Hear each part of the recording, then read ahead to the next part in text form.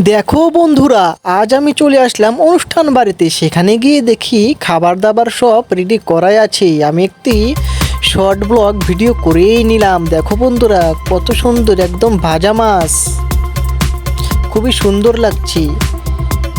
করকরা ভাজা মাছ খেতে খুবই মজা। দেখো বন্ধুরা, ঘুগনি পনির কত সুন্দর, কিন্তু তেলের পরিমাণটা অনেকটাই বেশি হয়ে গেছে।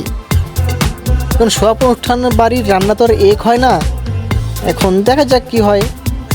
এমনি খেতে খুব ভালোই টেস্টি লাগবে। দেখো বন্ধুরা, এটা হলো ঘাটি গ্রাম বাংলা ভাষায় বলা হয়, এটা হলো সাদা রাইস।